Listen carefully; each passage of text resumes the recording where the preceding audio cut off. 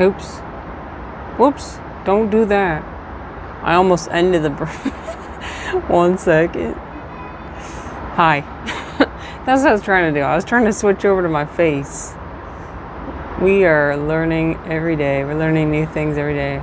How's it going? How we doing? Good evening. Oh, I'm streaming at a different time today with the hopes that some of my European audience will be able to join. We'll see. I know it's not always easy when I announce 20 minutes before I'm about to stream that I'm going to stream, but we'll see. Look where I am. Look at this. It's so magical. Here, hold on. Look. Okay. Please do not drop this. If I drop this, I swear to God. Okay, look. I'm trying to be I'm learning from watching my past VODs that I need to be very slow. Very, very slow when I move my camera. Because I'm a little bit too shaky most of the time. Look at that. Yeah. New York ain't got nothing on Chengdu. Look, this is literally New York. If I told you that was Times Square, you'd believe me. Yeah. Yeah, Times Square who? New York who? This is Chengdu. This is Chengdu. Yeah, and, you know, I will say this. This is... I don't know if this is a tier 1 city or a tier 2 city. So there's tier 1, tier 2, and tier 3. So I know that Chongqing is definitely... The next city we're going to is definitely a tier 1 city. But I'm not sure if Chengdu... It could be. It possibly is. But yeah. So we're out here. Here, let me find a good position with the sky in the background. There we go. Maybe if I put the... Oh, you know what? Okay, I know. Give me 1 sec. I'm going to move my bag over here. I'm going to put it on the table. This is the place where people come to smoke. So hopefully none of the shoo-shoos come out here to smoke. Because I am taking their spot. I'll just say, excuse me. I'm just out here. I'm smoking. No, I'm not. I do not like smoking. I've never smoked and never will. Okay, I'm going to put my tripod on. Oh yeah, this is going to work. Okay, look at this. Okay, please don't collapse. Yeah, we're going up. We're going up. Yeah. Okay. Now we gotta delicately balance the tripod so that it doesn't fall over. Oh, look at that! Oh my God, that looks so cool in the background. Okay, so look. Okay, so here, let me scoot over. There. Now I'm in the frame. I got my tea here. Look, it's a green tea. I think it's like special to this region. You can see it's like the young green tea leaves. Super cool. So you just put them straight in the glass and then pour hot water on it, and then and it's not very green. You can see it's not very green. It's just kind of clear, but it has a green tea flavor, and it's quite good. Very very mild in flavor. So not bitter at all, which I love. So cheers. But yeah, I figured I'd stream. Oh yeah, so okay, let me describe the flavor. It's got like a little bit of bitterness, but like in a good way. Not bitterness in a bad way. I would say this is kind of almost fruity in a way. Yeah, I would say like it's a fruity green tea, which if you don't know what I'm talking about, like less grassy, more fruity. Yeah. Did you know you can eat the leaves too? So whenever I'm done drinking my tea, I just like go in there and take some in my mouth and I just chew them up. They're kind of bitter, but I like eating. It's just kind of fun, especially for somebody who has pica like me, who just eats random stuff. Often inedible. So finding something that's kind of strange tasting that is edible is always a fun experience. So we went to a conveyor belt sushi place earlier today called Sushiro. If you've never been to a conveyor belt sushi place, you got to try it. It's so good. The sushi comes through on literally conveyor belt, and you pick it off plate by plate, and you stack up the plates. We had like, I don't know, maybe like 30 plates just stacked up high. So good. The fish here is so fantastic. It's delicious. Yeah. So I'm happy. But I guess I didn't want to like just yap about my trip, because that's not really what I want to do. I mostly want to just be here, provide a space to talk. If anybody has any questions about China, about my experience, or about anything really, I'm happy to answer them. And if not, then I guess I'll keep yapping about nothing at all. Things that have no meaning. I mean, they have some meaning, but I don't know. I guess it depends. It depends on what you attach meaning to. I tend to attach meaning to food. Food is very important to me. Food and drink. Food and drink. This is tea. Food and tea are very important. You know, I used to attach meaning to like technology and human development. So like really impressive skylines like this. I guess I'm still impressed by them, but in the past I would like romanticize them.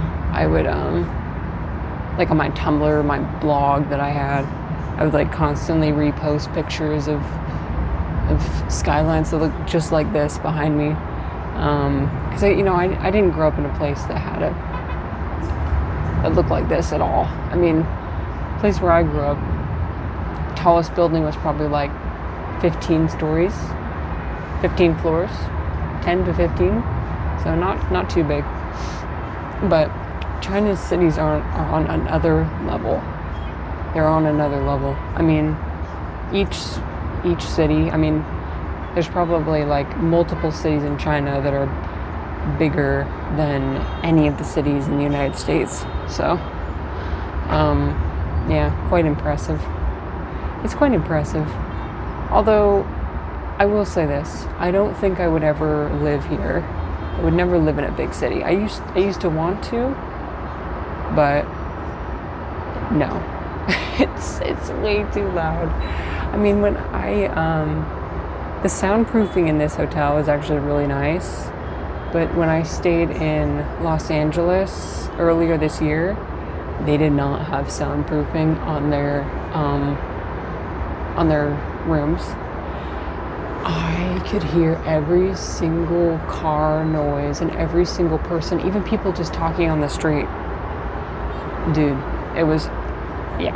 And people in Los Angeles, I think they like to race at night. So it was a Friday night. We were staying at the hotel. People like racing down the street, revving their cars and shit. It's like, no, I can't possibly. But the other thing about cities is that it does take a long time to get anywhere if you want to take a car. So this city, like getting in and out of the downtown, I would say like going from outside to downtown takes maybe like 30 to 40 minutes. And that's even outside of rush hour. So it does take a bit. But it is quite a beautiful city. It is quite. There's trade-offs. There's trade-offs for everywhere you could live. You know, you would think that in a city like this there wouldn't be some of the wildlife that you can find out. So Chengdu's climate is kind of a rainforest. It is a rainforest. I mean, it's really humid, rains a lot, green all the time, green all year round, like really, really has mild winters. And so, of course, with that sort of a climate, you're gonna have like big spiders. Dude, literally, I saw the biggest spider. Oh my gosh, hi Jansen, welcome in. How are you? Hello. I'm in Chengdu, China right now. If you have any questions about China, feel free to ask. Otherwise, I'll just be here yapping. So the spider that I saw outside my hotel was literally as big as my hand. It was this big. It was so scary. I've never seen a spider that big. It was huge. Do you enjoy the spicy food? Oh, mala. So, okay, that's a good question. So, a lot of people when I go to the restaurants they take one look at me and they're like, she can't handle it. Listen, I can handle it. I can handle the spicy. However, so like mala, so for those who don't know, ma means numbing, la means spicy. La, I can handle. Ma, the numbing, yeah, I'm gonna be honest with you, I don't love it. I don't love it. It's not something I'm used to. It's the peppercorns, like the green, what is it, like the Sichuan peppercorns, they've got like this like sour flavor that I'm not used to. You sure you can handle it? Do you love it? Okay. I love spicy. I love la. I do not love ma. I do not love ma. No. But I do love the neuro beans. So like and those have mala flavor. I like those. Love those. It's a little bit more mild. Yeah.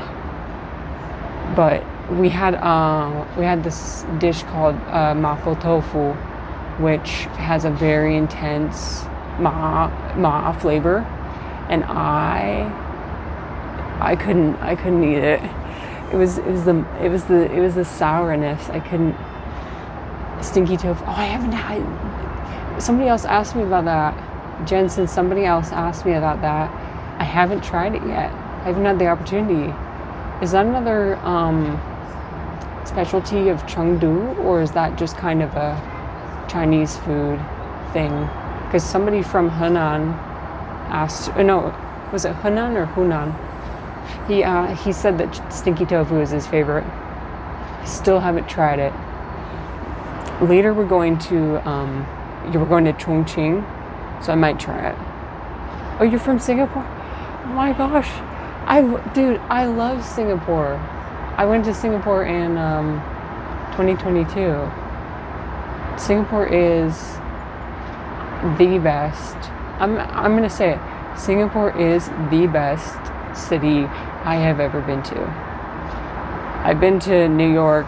I've been to Los Angeles. I've been to all the cities in China. None of them compare, in my opinion, to Singapore. What do you think? Do you agree? Maybe because you live there, you disagree. Maybe you think differently. For me, I think it is literally. You don't have to thank me.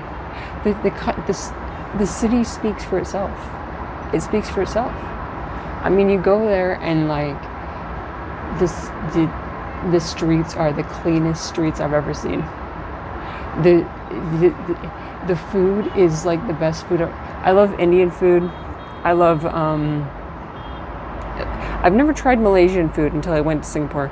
Indian food, it's got Chinese food, it's got Malaysian food, it's got like really, I tried like the chicken and rice, so good. And like we went to like the hawker centers, the food courts, so good. I went there for my honeymoon actually.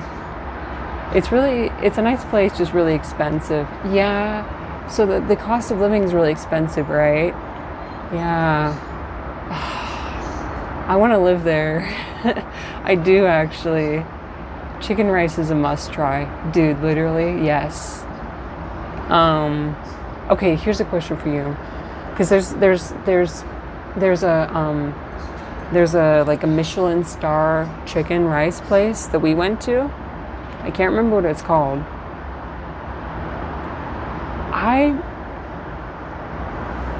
Do you think that's a gimmick? Because I feel like I tried like a regular chicken and rice dish that didn't have a Michelin star from just like a hawker center somewhere. I kind of thought that was better than the one that was like, there was one that was like marketing itself and like, you know, it was almost like a huge tourist trap. Michelin star chicken rice. I tried it and I was like, I don't know. Hawker foods are even better. Yeah, you get it. You get it. Yeah. The hawker foods are, you know, when they got the different selection of foods and they got the tables out. They got like the like plastic tablecloth and the fans, the ceiling fans going, and like you can order like a lime beverage and like a chicken skewer with like the peanut sauce, you know you're in the right place. Yeah, stay away from the tourist area. Yeah. So we did go to that one Michelin star chicken rice place. I wasn't super impressed, but I was impressed with the hawker center food, like all of it. So good. So, well, that's really cool. And like Singapore, I like not only because there's the tourist places, right? Like I do like the like Marina Bay Sands, the really cool hotel with the boat on top and the trees and the everything. That's really cool. I mean, that's like a feat of human engineering. But I also like going to we went to like India, Little India. We saw like a little Hindu temple. We went to like some of the smaller areas. We went to like the Singapore Botanical Garden. Yeah, like the smaller areas were nice too. It seems like Singapore has left a good impression on you. Yeah, that's an understatement. I could yap about Singapore for like forever. You're happy here? Oh, I'm glad. Well, so I'm assuming, have you been to China before? Have you been to China? I'm assuming you have, probably. You're pretty close. You're pretty close by. You guys are neighbors. Well, kind of. There's a South China Sea. Across the South China Sea.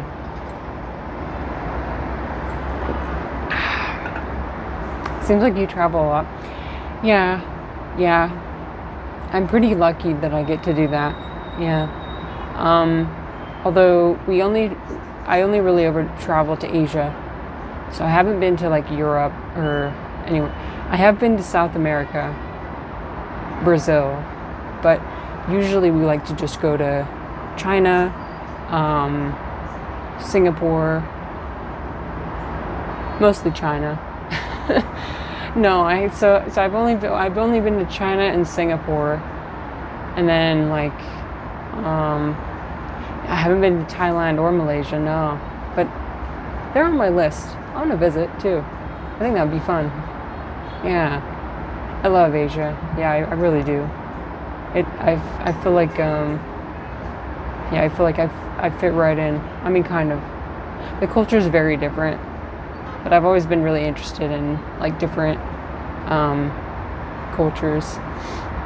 Let's see, in all honesty, Malaysia is a cheaper and bigger place to stay and offers better food at a cheaper price compared to Singapore. Lots more to explore. Oh. That makes sense. Yeah, Singapore is pretty expensive. Although Malaysia is not as... Let's see. A better food at a cheaper price. Yeah, definitely cheaper cost of living and everything. Yeah, I want to go there too. And the climate's pretty similar, right? Pretty consistent all year round, which is nice. Yeah, I'll go there someday. I think I will. But I think what I like about Singapore is like how developed it is, how like technologically developed, and also like you know, they have these really cool concepts like vertical gardens. You know, they're growing trees and stuff in their high rises, and they're, you know, doing a lot of innovation. So you literally drive to Malaysia for the weekends. Just, oh, I see. That sounds kind of like, so people in Hong Kong like to travel to Shenzhen, China. They just hop across, or they just like take a train across, and because it's so much cheaper in Shenzhen to buy stuff. That makes sense. Makes sense you would do that.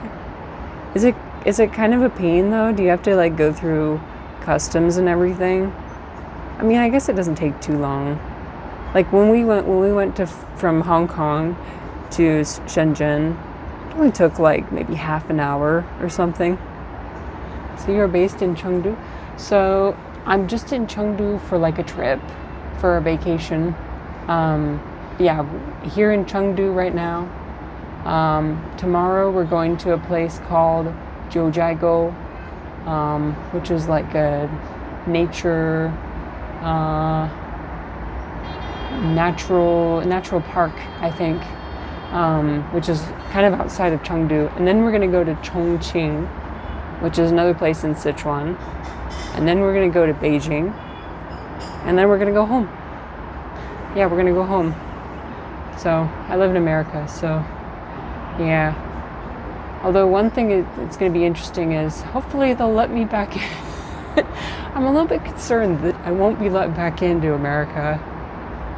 We don't have to talk about politics, but like, I'm kind of worried, not gonna lie. I hope I don't get stuck here. I mean, if I get stuck here, that's not too bad. I've lived here before, so my Mandarin is pretty on point. Oh, thank you. 还算可以，没有那么好。It's mostly because I lived here last summer, so 很好，谢谢。Yeah, it's mostly because I lived here before. Thank you. Thanks for following. You are this universe. So, my normal streams are usually like not like this. They're usually philosophy discussions. We like talking about philosophy. We like talking about, yeah, oh my God, wait, really? You're my 100th? Ooh. Thank you. Thank you. Awesome. That's awesome. I'm so glad. Thank you. Yeah, we like talking about philosophy. We like talking about life. So if you have any question about life, feel free. Ask. We talk about death. We talk about the self, what it means to be a human. We talk about ethics, morality. I'm not a philosophy professor. I never studied philosophy, but I have read some books. And I do like talking about deep topics. So if you have any philosophy question, feel free to ask. So usually with my streams, we have like a question of the day that we discuss, and I usually like play video games. So just popped in because I saw you talking, but no one was saying anything in chat. So I say hi. Oh, well, thank you. Thanks for stopping by. Yeah. Well, I'm also okay to. I'm what they call a professional yapper. I can yap. I can yap for anyone and to no one. I could. If anybody wants to talk to me, then great. If anybody wants to ask me anything, then great.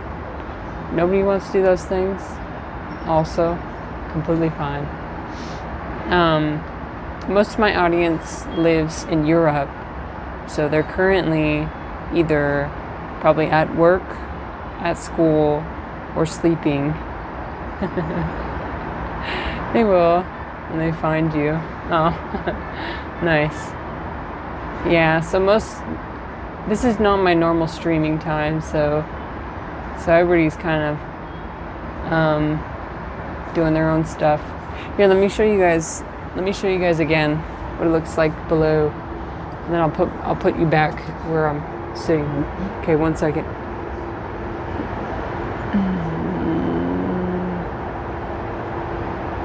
Is durian a thing for you too? I have tried durian. I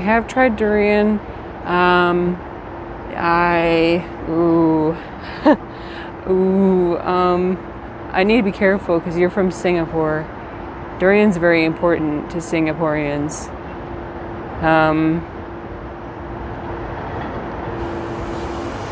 I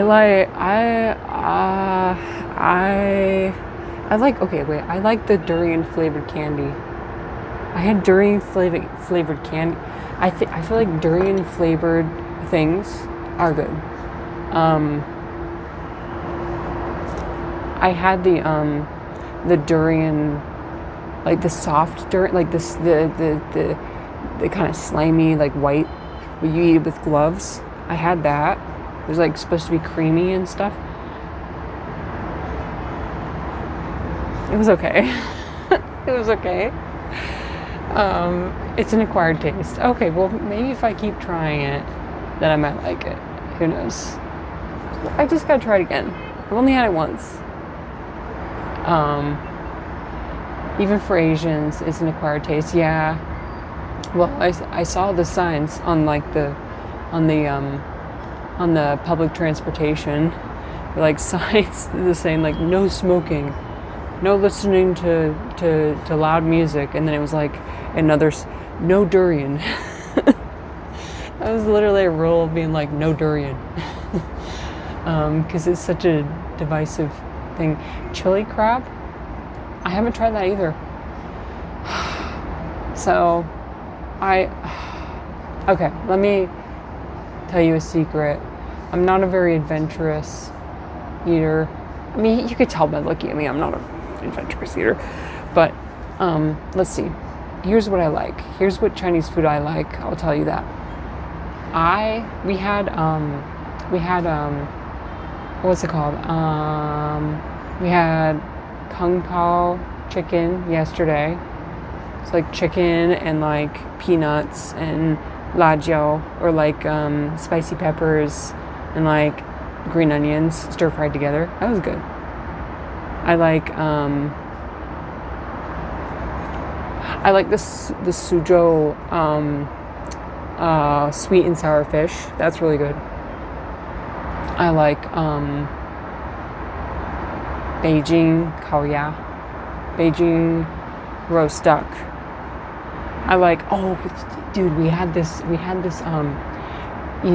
couple of days ago. We had like a mala fish, but they were like little fish. They were like as big as my finger. Like they weren't eel, but like they were. Hi bunny, oh my gosh, welcome. Hello, welcome. Let's see, Jensen said you need to eat that with fried mantou.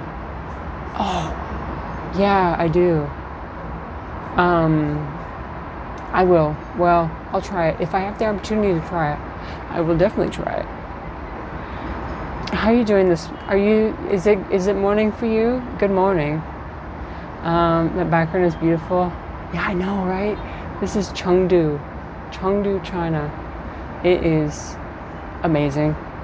It is quite spectacular. I'm out here on a balcony. We're 7:42 a.m. God damn, we're up early. Oh, good morning to you. Yeah, we're talking about like cities. So, would you guys rather live in a city or out in the countryside? That's a good question. I talked about how in the past I wanted to live in cities, But now I think I don't want to. Too much noise, too much light. It's just a lot. It's a lot of things happening. Bunny said, a little bias. I was born and raised in the country. Oh yeah. So I'm guessing you. Oh yes, and you would like to stay in the country. Yeah, that makes sense. With good Wi-Fi or no good Wi-Fi? It's a very important deliberation. Yeah. For introverts like me, that's very important too. Sometimes it doesn't matter where you live as long as you have good internet. With no Wi-Fi. Oh. Bunny wants to live off the grid, out in nature, touching grass. You know, that's my ideal. Sometimes it feels like it's either all or nothing. Like here in China, I don't have access to any of my American apps. We're using a special eSIM card this time so I can use my Twitch and everything. But usually I don't have access to my social media. And so I'm completely cut off for like however long I'm here. And it's like a huge cleanse. It's really nice. And then I go back and I instantly like fall back into the same patterns as before. Because you can it's either all or nothing. Like I can either cut myself off completely or like there's no regulation for me. Bunny said, where I used to live, EMS wouldn't get out there for 45 minutes. Wow, that is remote. Wow. That's oof. Jen said, I don't know if I can go back to no internet. And Bunny said, lessons were learned as a child. Oh yeah, you gotta be careful, right? If an accident happens, oof.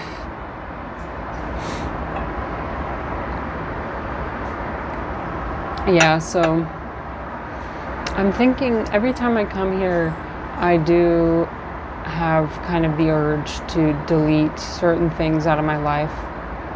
I have a bad habit of scrolling through YouTube shorts. I need to stop doing that. So we're gonna stop that when I get back. Cause like, now that I'm not doing that now, I have so much more time. And I notice like when I come back and I start scrolling through the YouTube shorts again, my brain just like gets all foggy. My vision starts to blur. My brain starts to get a little bit foggy. And it feels like I'm just literally like sucked into something. It's almost like I lose a part of myself when I'm doing that. I had that problem too. I just deleted them off my phone. Yeah, YouTube shorts are not as fun when you're on a laptop. The scrolling is not, it doesn't give you the same dopamine, I don't think, unless you hold your laptop like a tablet or like a phone, right? So that's a good idea. YouTube is the one that I can't get rid of her. She just always keeps coming back. I got rid of Instagram. I got rid of Facebook. I never had a Twitter. Those are fine. But YouTube, I need my YouTube. I just wish it wouldn't have YouTube shorts. You know how when like you start watching YouTube shorts and then every time you log onto YouTube again, it just shows you shorts. So it's like it feeds into your addiction. You can like check like, hey, stop showing me these. You could do that. But then once you click on them again, they're gonna keep showing you again. And the cycle continues. Twitter, from what I hear, is the devil's land. Literally. Sorry, I meant X. Stupid. I don't know. It's Twitter. Twitter is Twitter. Twitter is Twitter. You can't change my mind. You cannot change my mind. I know a few people migrated over to that. What was it? What's it called? Blue Sky. There's Blue Sky, but then that just immediately became another Twitter. Like people like all migrated to Blue Sky, being like, oh yeah, we're getting away from the toxicity of Twitter, and then like they just created a new Twitter, Neo Twitter, Twitter 2.0. That's what that is. Anyway, it's kind of more of the like all or nothing. You can't have just a little bit. You can't have regulation. It's either all of it or none. So anyway, we went to the center of. They probably will. They're always listening. Yeah. We went to the center of the city today, which is really cool. It's got this like structure. It looks like a Dao, which I asked my aunt. I was like, is that a Dao? She said no. I was like, it literally looks like a Dao. She said no. So I'm guessing it's not. But it looks exactly. So it's got like, you know, the black with the white circle and the white with the black circle, you know, however it is, on the ground. Huge square. I mean, huge circle on the concrete. And then there's a statue of Mao Zedong, who is China's founder, basically, leader of the Communist Party. That was cool. We talked to my uncle about perceptions of him, Chinese perceptions of him, which I thought were really interesting. It's interesting to hear that perspective. One philosophical question I wanted to kind of talk about today. We don't have to like talk about politics or anything, but like, I guess one thing I want to talk about is how it feels like we never have the full story. We never have the full picture of anything. Every time I think I know something, I learn this new facet that I didn't know before. It feels like it's impossible to learn anything. It feels like it's impossible to understand anything. Because you're always going to have somebody who has a different perspective. So, I just get by saying, I don't know anything. I don't know. You learn, like, even though I got a master's degree and learned certain things, a lot of the things, like, professors are also people, humans, so they're flawed, right? So sometimes they'll impart bias into whatever they're teaching you. And so like, and also you only get one part of the story.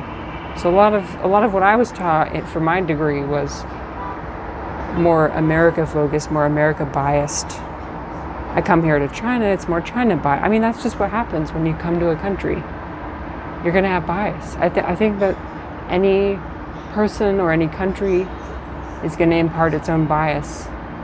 Nothing's ever free. Nothing's ever free from bias. So I've decided that I'm going to trust what I see with my own two eyes. And that's it. Like, that's the only thing I know for sure. Everything else I'm like, oh, I don't know. Bunny says, oh, absolutely. Oh, I'm glad you agree. Everything else, I think I'll just say, I don't know for certain, but I'll just keep asking. I'll keep asking. I'll keep trying to find out, but I won't say I know anything with 110% certainty. If that makes any sense. Because, you know, so for example, right?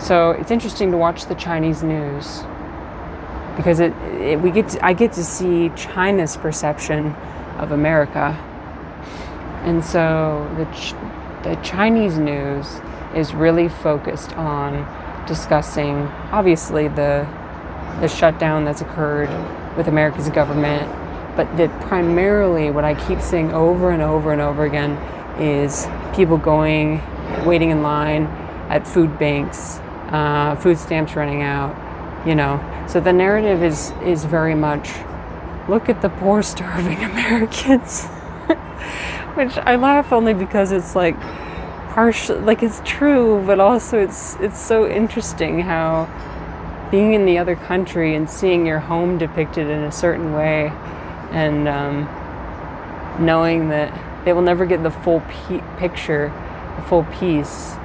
But that we in America are doing the exact same thing about China. We're doing the exact same thing. We're painting them in a certain light. We're injecting our own little bias, if you know what I mean. So anyway, that's my rant for today. My ramble, if you will. I just thought it was interesting. Like, all humans pay each other from what they see on the outside. Yes. Yep. Yeah, it's a reflection of what humans do. I think countries are just kind of a very magnified expression, human expression, of how little we know about each other, if that makes sense. How little we really know about each other. I mean, I feel like I barely know myself, let alone my husband, my family, my friends, like the people closest to me. I know them a lot better than I know everybody else, but there's still some things I don't understand or I don't know about them. So can you imagine how it is for two countries that are thousands of miles apart, how hard it is for them to understand each other? I mean, it's no surprise that there's some bias injected on both sides, because what else is he gonna do? You can't just permanently be two places at once, You can't permanently be two places at once, observing two countries at one time, simultaneously. I know the internet has made things a lot easier, communications a lot easier, but still, I've found in the many years I've been alive, no matter what, humans will paint what they see from the outside. No matter what, humans will paint what they see from the outside, and very little will take the time to get to know the ins and outs. Yeah, we do rely kind of on shortcuts. We're kind of lazy. I mean, that's a strong word. We tell ourselves stories about what the other and it's all a judgment based on whether what that person does or says fits within that story or it doesn't. And so it's a constant, yes, does it fit my story, or no, does it not fit my story? Do I need to change my story? It's always a story. It's being written. Ins and outs, the nitty-gritty of what's really going on. Yeah. Well, I remember when at one of my previous jobs, we had a class on this. I think it was called Crucial Conversations. Talking about, so literally crucial conversations, the most important conversations you can have with people, when emotions are high, when things get done, when, big decisions are going to be made, when somebody's feelings might be really hurt, when somebody might leave, dramatic things might happen, those kind of conversations. And about how, people entering those type of conversations already have this huge narrative in their head of what's going to happen and what the other person's going to say and what they're going to do. And so when the other person comes and says things, it either validates them or it gets them to be defensive. You have these preconceived notions that are really difficult to let go of. that you enter the conversation with. I don't think anybody ever enters a conversation completely objectively.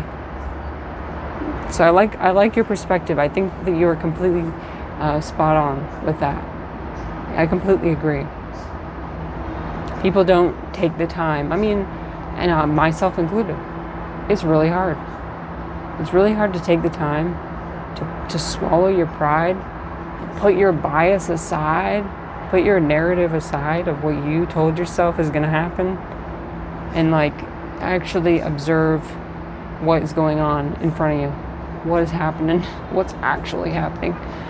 I mean, like even now,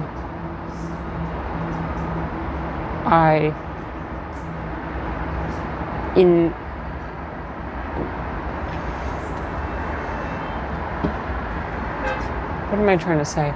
Like when I go to this meeting on Sundays with my community, and we talk about deep questions like this, and often I'll approach the meeting having something preconceived that I want to talk about.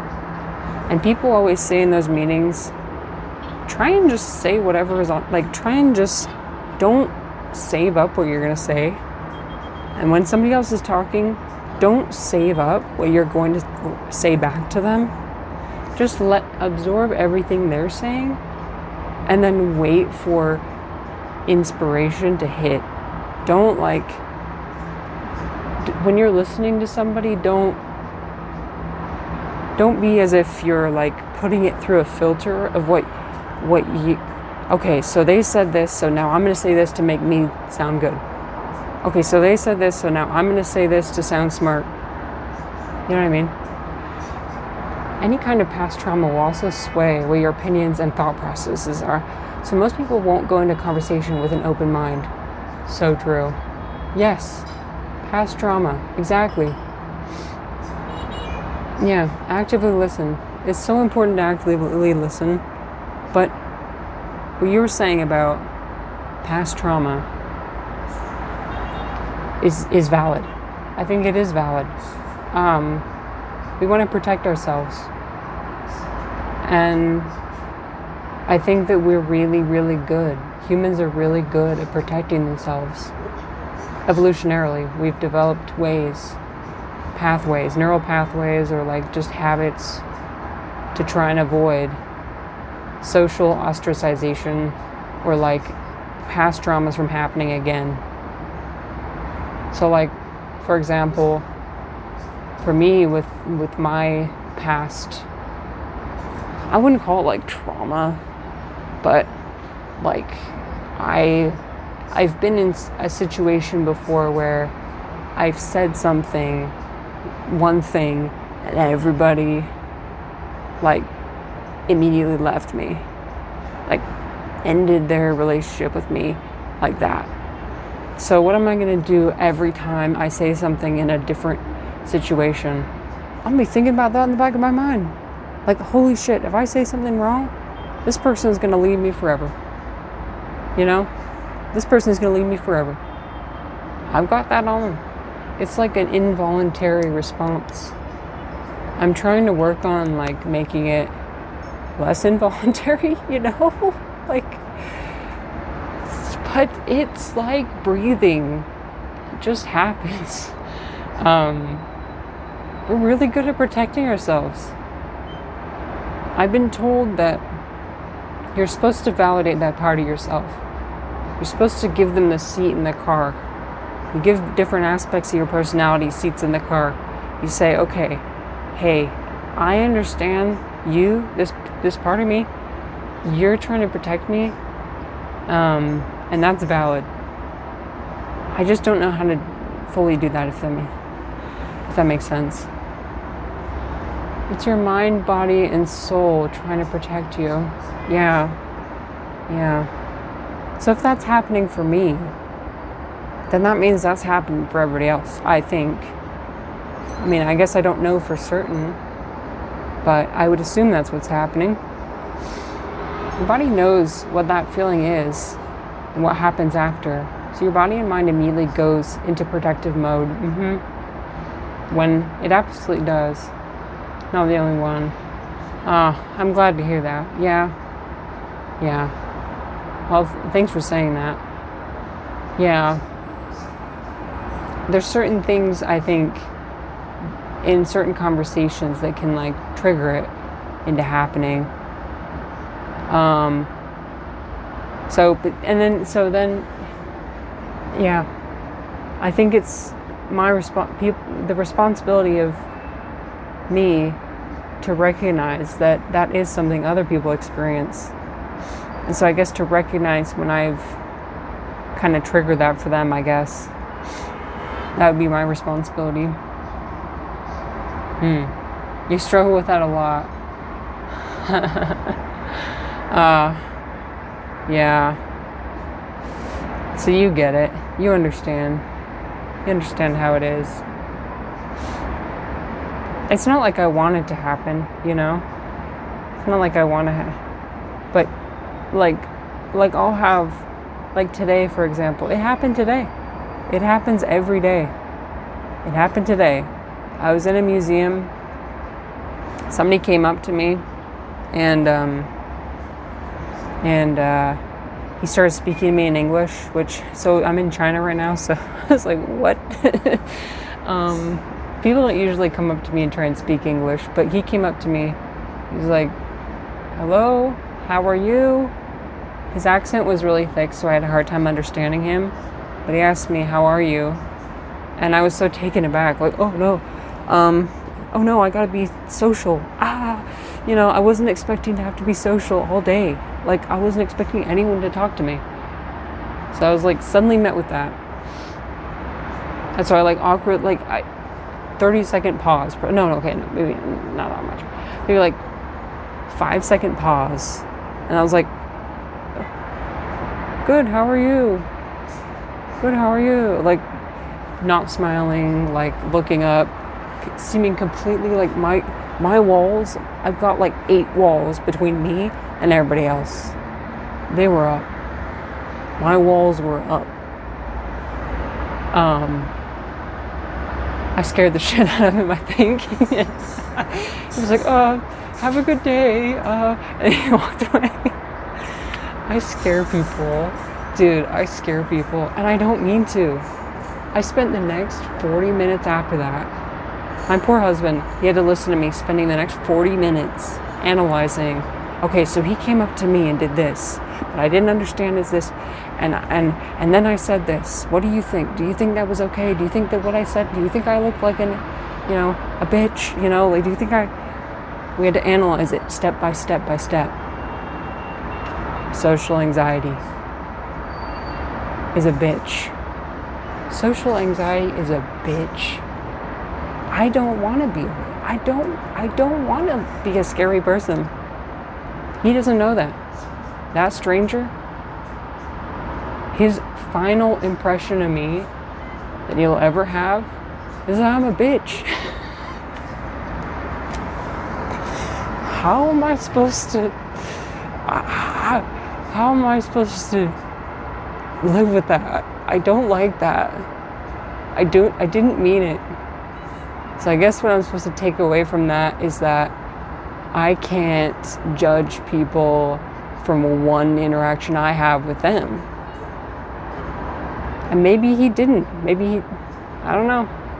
I will never know. I have to be okay with that. It's okay. Thank you. Thank you for saying it's okay. Yeah, I thought I'd share my experience. Basically, I just want other people to know they're not alone. They're not alone in their social anxiety or whatever anxieties you might have. I get it. It's a bitch. Yeah, be nice to yourself. Love yourself. So right. So true. That's why I have that channel Point Redeem. You gotta be nicer to yourself. You got to. I try to. But I think that part of myself is It. There you go.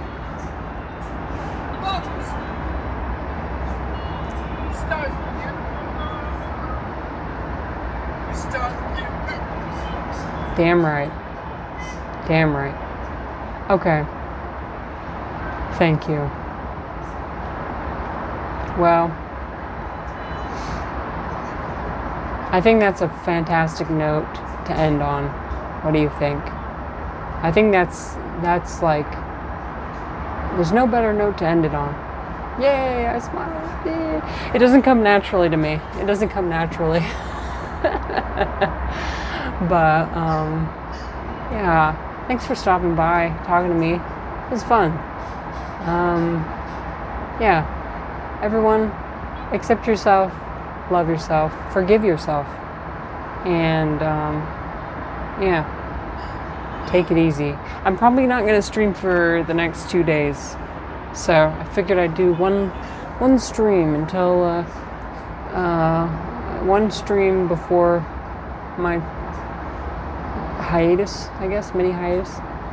Oh, thank you, Jansen. Thank you. You have a beautiful smile. Oh, thank you. You're so nice. So nice to see you too. I hope you guys have a good night, good morning, and good night. I hope you guys have a fantastic day. And I will see you next time. Here, let me show you. I'll show you the city one more time, and then we'll go. Okay. Good night, Chengdu. Enjoy China for me. I will. Oh, you can count on me. You can count on me. Good night, Chengdu. Good night. Farewell. Or as they say in China, 晚安. Good night. 晚安.